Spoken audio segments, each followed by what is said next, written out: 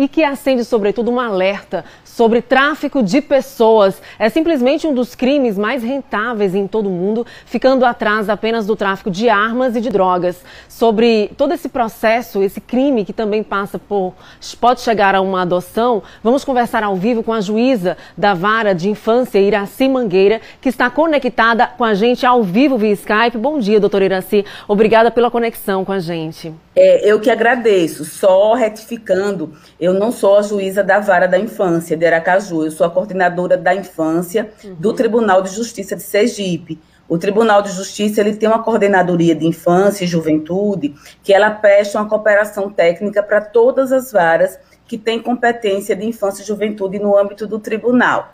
Maravilha, está ratificado então, doutora. Mostramos agora há pouco uma história emocionante que envolve o crime de sequestro de bebês, tráfico de pessoas e que, através desse crime, há uma comercialização de crianças. É muito difícil notificar esse crime aqui no Brasil, aqui em Sergipe?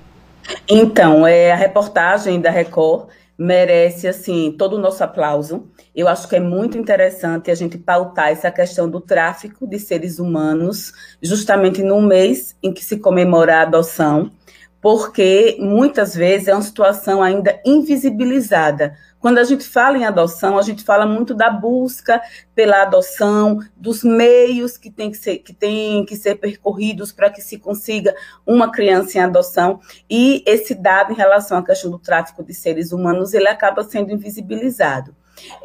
Infelizmente, o tráfico de seres humanos é uma realidade com a qual a gente tem que enfrentar, a gente tem que tentar erradicar.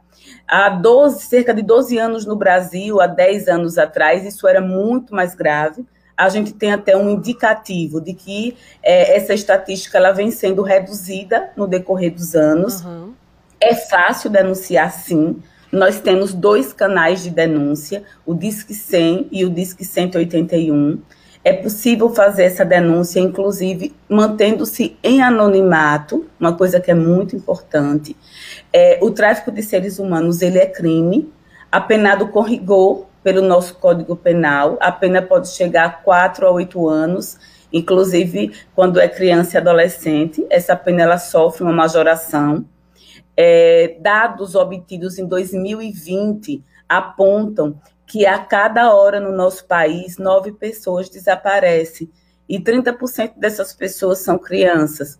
Então, são dados que são coletados a partir de estatísticas oficiais, mas a gente sabe que muitos desses dados, muitos desses casos, eles não conseguem ser sequer noticiados, e muitas vezes até na sistematização desses dados existe inconsistência, o que nos leva a suspeitar de que os números eles podem, inclusive, ainda atingirem maiores patamares. Então, assim, é importante a gente denunciar, sim, é importante a gente ficar atento, é importante ter cuidado com as nossas crianças, sobretudo em lugares públicos. É uma realidade que atinge muito o sul do país, mas a gente não pode dizer que não é algo que não aconteça no Nordeste.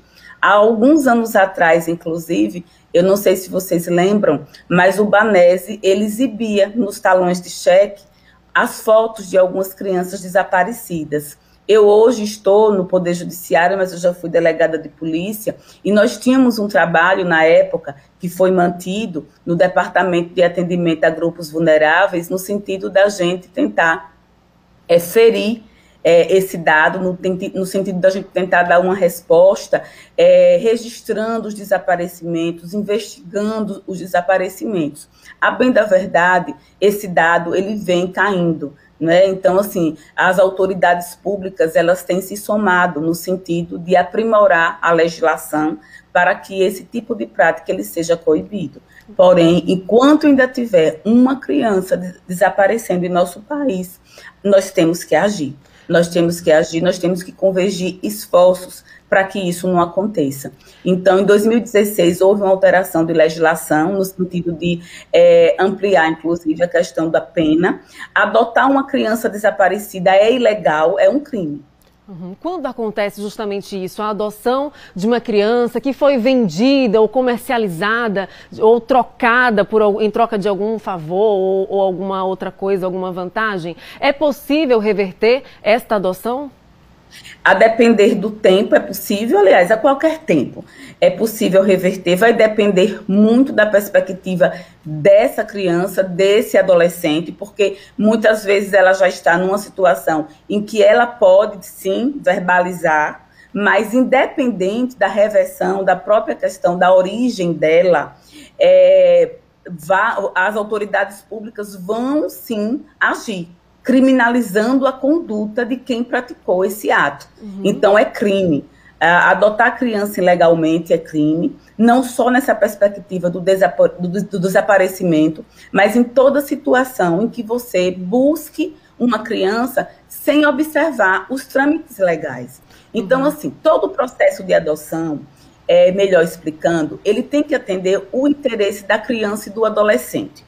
Então, se existe um crime, existe algo que invalidou todo esse processo. Então, é possível corrigir isso.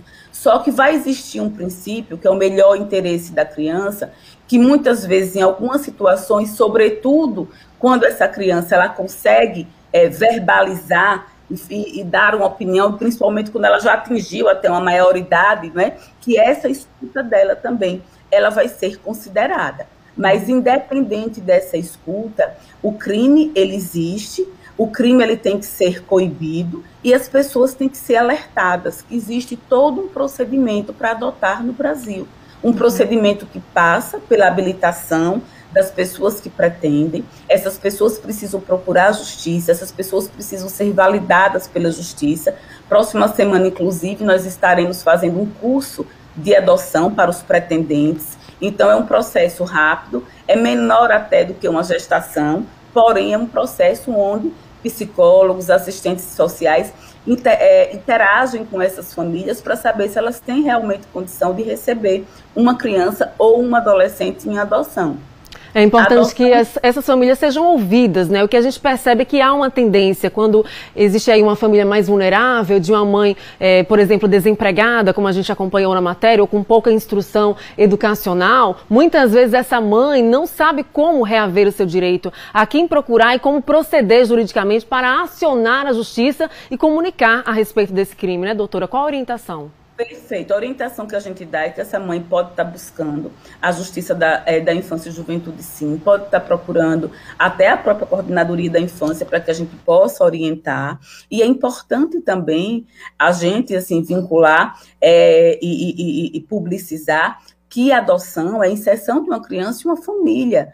A inserção de uma criança em uma família não tem nada a ver com a vulnerabilidade social da família de origem dela. A vulnerabilidade social tem que ser impactada com políticas públicas. A pessoa não ter condições, a pessoa não ter instrução, não é razão para que essa pessoa perca os seus filhos. Então, um momento, inclusive, que choca muito é quando a traficante de crianças ela tenta justificar o que ela fez, né? Conferindo, inclusive, apresentando uma fala de que ela teria feito um bem para essas crianças. Então, assim, ninguém faz um bem tirando as crianças das suas famílias. Então, a criança é um sujeito de direitos, a criança ela possui vínculos, e é por isso que a justiça tem tanto cuidado quando a gente rompe esse vínculo. Verdade. A gente só pode romper esse vínculo numa perspectiva de trazer essa criança para um ambiente de proteção, ainda assim, se configurado estiver alguma situação de violação de direitos. Verdade. Além do direito da criança, existe também o direito da mãe dessa criança. Eu quero agradecer, então, a juíza, a doutora Iraci Mangueira, pela participação, por trazer esse alerta, inclusive esse assunto que é pouco falado, tráfico de pessoas, tráfico de bebês. Muito obrigada. Bom dia. Eu que agradeço o espaço. Bom dia.